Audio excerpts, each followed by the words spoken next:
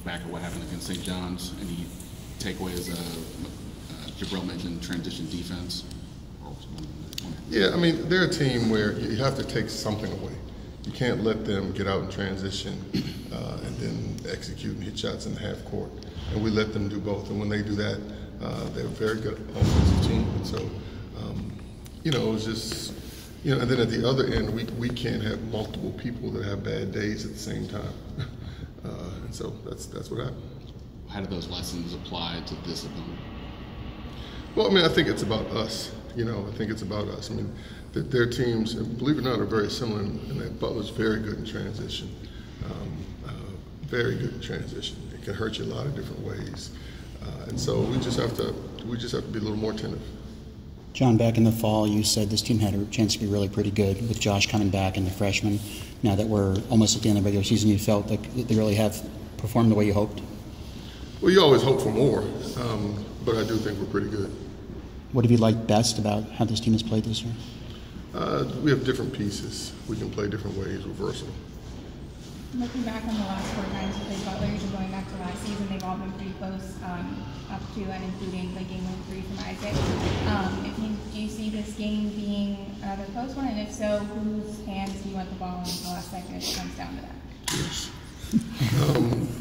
I mean, do I think it'll be a close one? Probably a very good team. They're at home. They play well at home. And whose hands do I want the ball in? I mean, at the end of the day, it usually ends up in Devontae's hands. How have they played different since 45 has been, Angie? You know, it's a big loss for them, but I think they've done a very good job of compensating. You know, they're posting Jones a lot more. Not that they didn't post him before. And I think other guys are being more aggressive, but in a smart way within the team framework. You know, they have guys that know their roles and they're doing it to the fullest. Speaking of Jones, what do you guys have to do to stop him? He did a great job of getting to the basket. Yeah, he's so tough. He's so tough. You know, he's a guy. He has, in a positive way, one of the most unorthodox games that I've seen in a long time. You know, he makes off-balance moves. He makes off-balance shots. You know, for someone that doesn't shoot the 3 and you know he's coming at you, you still can't stop him. And so it has to be a group effort. It's not like you can just put one particular person and say, hey, you have to stop this guy. Everyone has to flow with him. Everyone has to try to deter him in some way, shape, or form. But then at the same time, your man can score also. There's a lot going on with this game. One is the next game. You're coming off a loss. Then there's Big East standings, NCAA resume. Considering the postseason is all about playing away from home, and this is the last road game against another team going to the tournament, does this add maybe a little bit extra, kind of give you a little better, maybe a final sense, kind of see where you guys really are going into the postseason? I'm not sure about that. Is this a big game, a big road game? Yes, but I'm not sure how this game. I'm not sure if this game gives us a sense of where we are. It's a big game that we want to go and win. Coaching in Henkel as opposed to some of the other traditional Big East where it's an NBA arena. What's it like going in there? You know, it reminds me of the Palestra, and I don't know how close in time they were built, but I played a lot of games in the Palestra when I went there last year was the first time I've been to Henkel. You know, you walk into this is just like the Palestra. So it's a different feel. I mean, the crowd is right on top of you. Obviously, it's a lot of history and tradition in that building. John, I know the bid has not been awarded yet, but everybody is saying you guys are going to the tournament. You felt pretty good about your team. How satisfying will it be if you guys get a bid after last year? Extremely.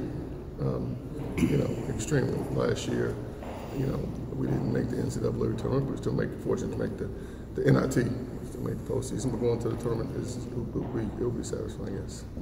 When did you see Devontae accept leadership in terms of the little things, in terms of counseling his teammates and being that kind of leader, as opposed to just simply scoring? Telling his teammates what to do? Yeah, essentially. It's been a process. You know, it's been a process.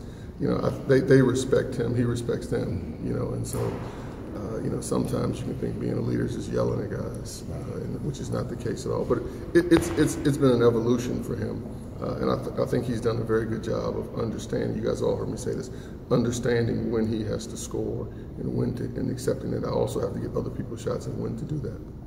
Just going back to Butler for a second, it's a team that was picked 9th in the preseason poll for the Big East. Why do you think they snuck up on everyone in terms of their? Coaches make mistakes. and so we voted for that. You know, I think what was overlooked is how experienced they are. I mean, they are a veteran squad that plays well together, and that was probably just overlooked. Coupled with the fact, and this is as important, the rest of the league hadn't seen Jones. I mean, he sat out all last year, and he's one of the best players in our league. And so I don't think, and I'll speak for self, and I'm other coaches, other people who vote, I don't think we realized the impact that how good he was and the impact he would have on that team. John, on the flip side, your freshmen have really played pretty well as a group. Have they, as a group, delivered what you kind of hoped back in October? Same answer. You always hope for more. They've played well. I mean, we put a lot of responsibility on some young guys this year, and I think on most nights they responded very, very well. What's been the challenge in getting these guys minutes and production and getting them into the rotation, but not too soon, not rushing them too soon this year? I'm not sure I would. The challenge is just throwing them out there when you're knowing they're not ready, and knowing that you're going to have, you know, key points. You know, the other day, as late as the other day, we're trying to make a comeback up at St. John's. You look out there, we got 4 freshmen. And so they all are going through a growth process even now. And so just throwing them out there and letting them fight through it. Since we're talking about the freshmen, LJ's been out there a lot of minutes most of the year. Some games the perimeter shots falling, some games not, but you kept him out there. What is it about his overall game that has had you keep him out there? He defends.